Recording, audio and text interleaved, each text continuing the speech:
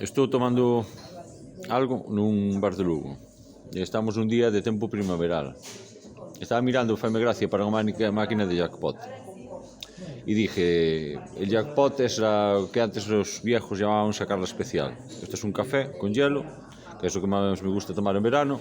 Y cuando sacas especial, claro, la máquina te ha quitado mucho más dinero que le has metido, si no, evidentemente non habría negocio. É unha das cousas que quería falar é das edicións. As edicións son malas todas.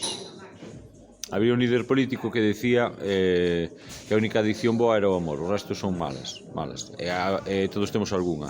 As edicións xeneran, están basadas nos neurotransmisores. Hai xente que está adicta a series, xente adicta a cocaína, xente adicta ao café e xente adicta ao alcohol. O que quería decir é que, por exemplo, eu estes días que estou deixando de beber alcohol, pois hai un rasgo que nos caracteriza é que nos damos ao café, empezamos a tomar café como locos.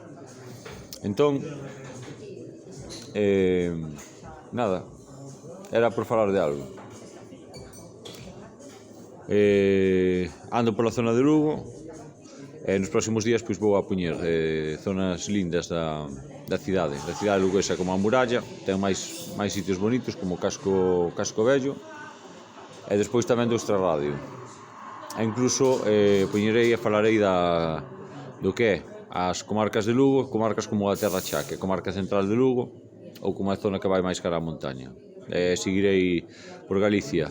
Non sei se listes un libro de Jack Kerouac que é On the Road, en el camino en castellano. É un libro, por certo, me decepcionou, tamén vou falar de libros, me decepcionou, intentei ler unhas 10 veces e nunca pasei da 7ª ou da 8ª páxina. É un libro, do meu punto de vista, que está sobrevalorado. Os que viene de Catcher in the Rye, el vigía, el guardián entre o centeno, o vixía no centeo en galego, e con isto me despido. Te debo día, nada máis. Aburiño.